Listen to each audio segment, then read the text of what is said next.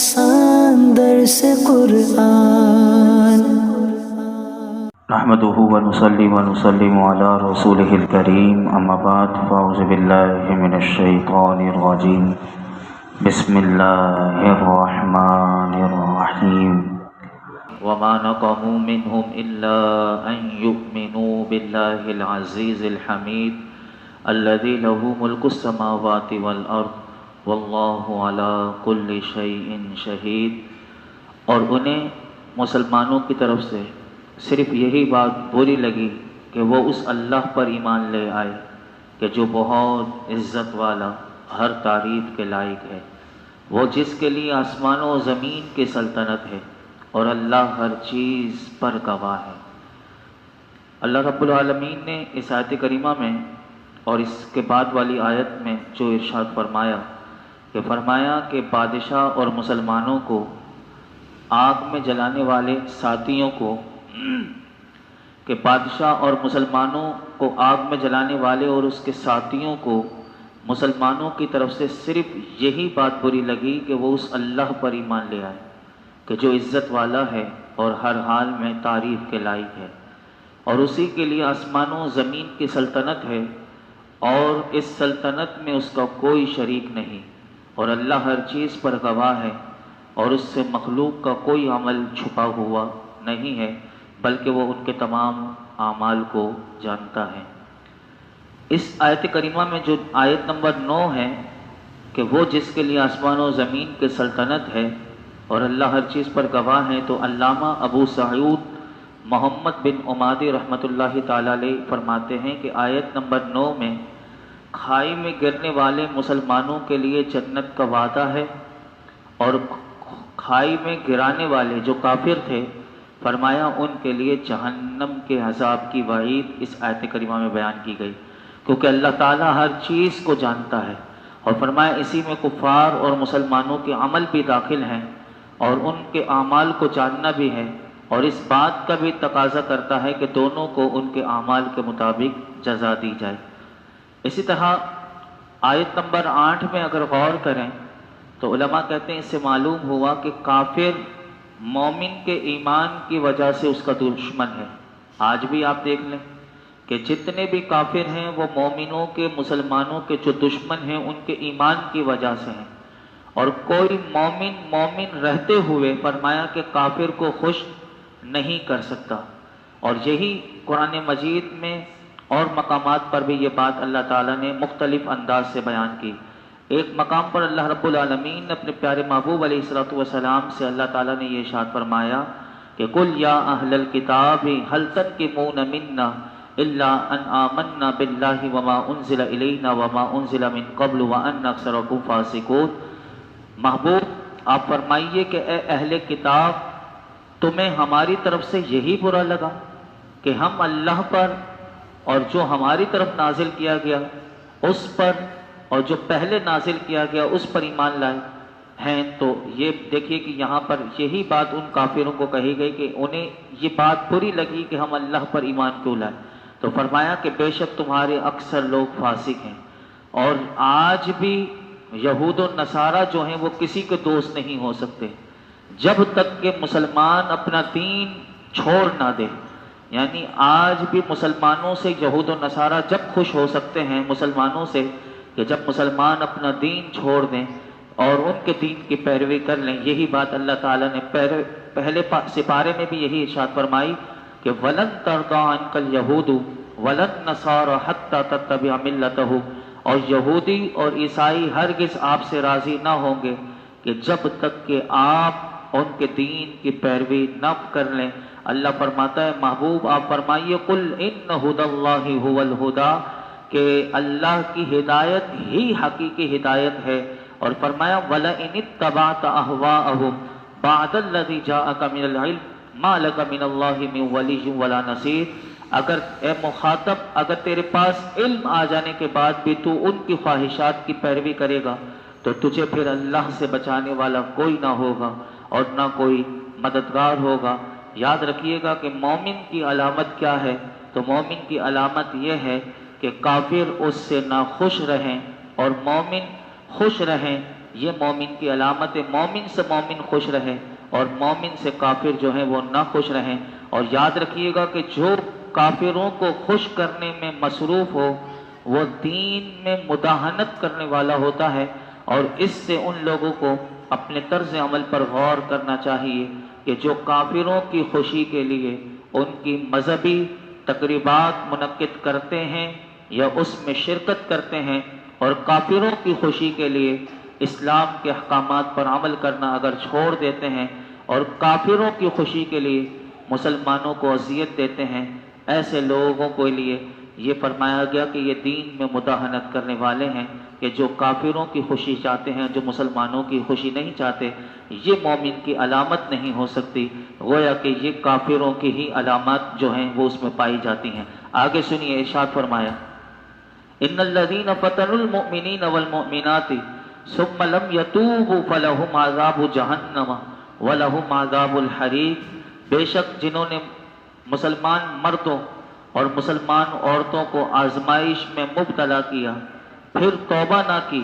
ان کے لیے جہنم کا عذاب ہے اور ان کے لیے آگ کا عذاب ہے۔ ان الذین آمنوا وعملوا الصالحات، بے شک جو ایمان لائے اور انہوں نے اچھے کام کیے، لہم جنات تجری من تحتها الانہار، ان کے لیے ایسے باغ ہیں کہ جن کے نیچے نہریں رواں ہیں، ذالک الفوز الکبیر، فرمایا کہ اور یہی بڑی کامیابی ہے۔ اس آیت کریمہ کی دو تفسیر علماء کرام نے کی کہ بے شک جنہوں نے مسلمان مردوں اور مسلمان عورتوں کو آزمائش میں مبتلا کیا۔ پہلی تفسیر اس کی علماء نے یہ کی کہ بے شک وہ لوگ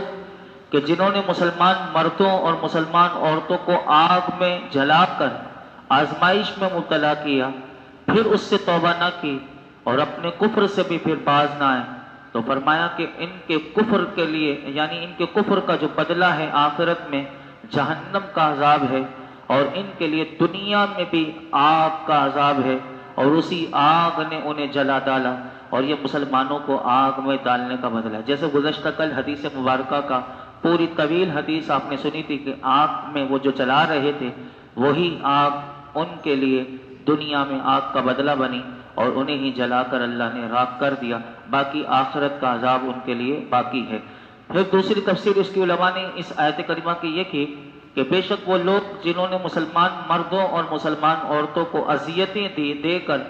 آزمائش میں مبتلا کیا پھر اپنے اس عمل سے توبہ نہ کی، تو فرمایا ایسے لوگوں کے لیے جہنم میں عذاب ہے، آخرت میں جہنم کا عذاب ہے، اور ان کے لیے قبر میں بھی آگ کا عذاب ہے۔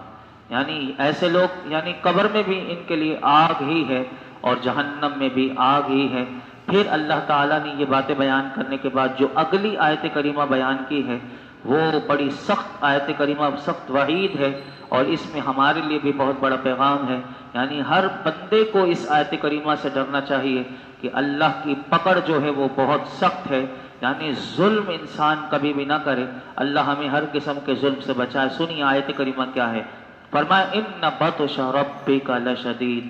بے شک تیرے رب کی پکڑ بہت سخت ہے۔ اللہ تعالیٰ نے ارشاد فرمایا پیارے حبیب صلی اللہ علیہ وسلم، بے شک آپ کا رب جب ظالموں کو اپنے عذاب میں پکڑتا ہے تو اس کی پکڑ بہت سخت ہوتی ہے، اگرچہ پکڑ کچھ عرصہ ظالموں کو مہلت دینے کے بعد ہو، کیونکہ انہیں مہلت دینا یہ اللہ کے عاجز ہونے کی وجہ سے نہیں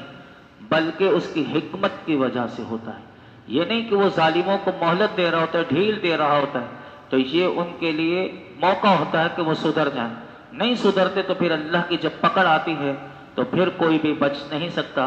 اس آیت سے علماء کہتے ہیں ہر اس شخص کے لیے نصیحت ہے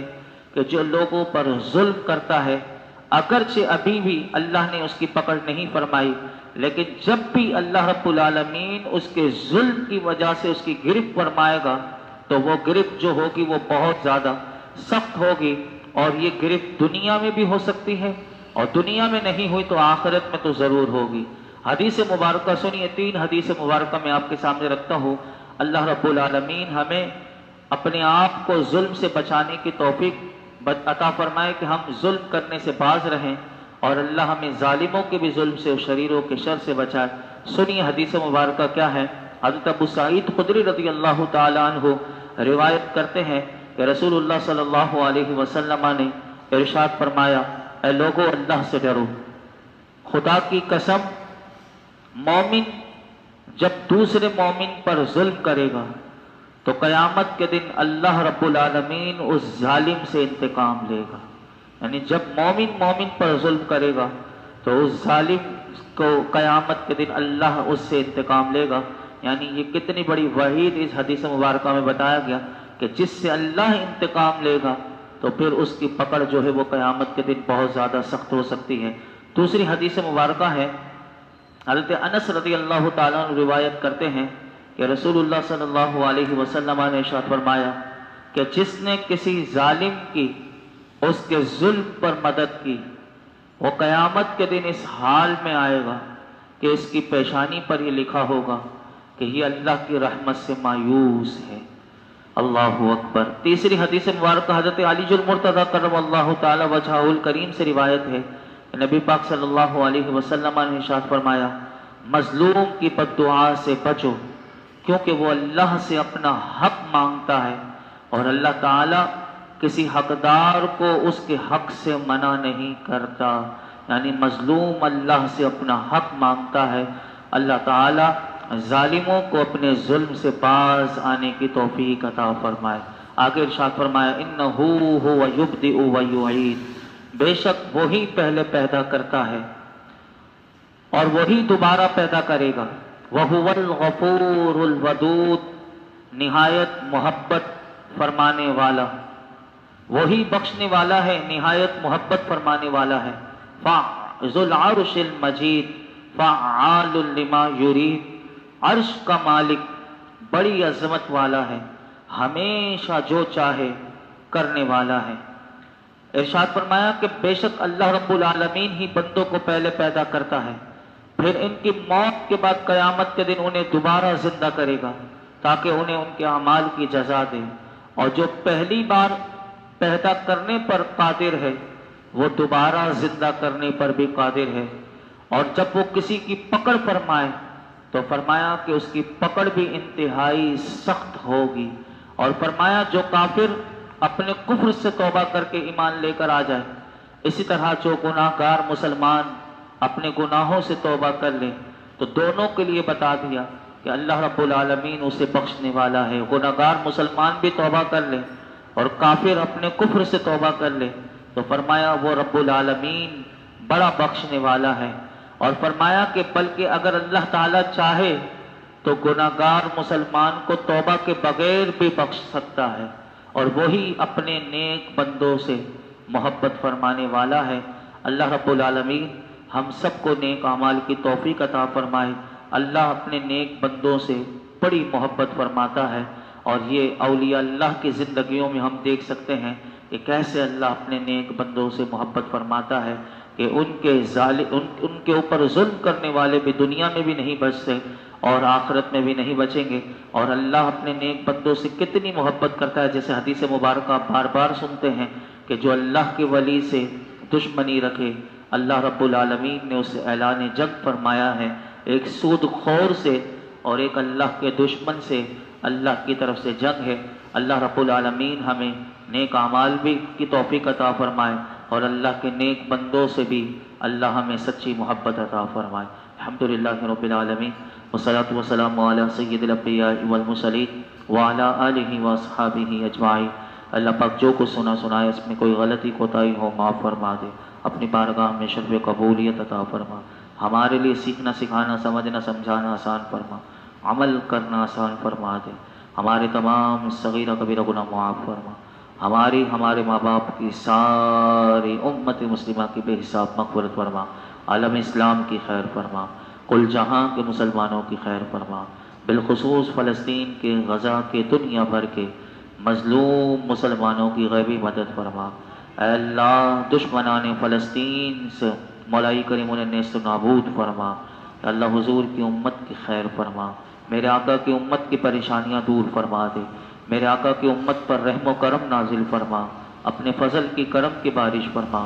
یا اللہ حضور کی امت کے گناہوں کو معاف فرما۔ یا رب العالمین تو ہم سے ہمیشہ کے لیے راضی ہو جا، مولائی کریم یہ جتنے حاضرین موجود ہیں سب کی جھولیوں کو دامنوں کو مرادوں سے بھر دے. وصلی اللہ تعالی علی خیر خلقہ محمد وعلی آلہ وصحبہ اجمعین.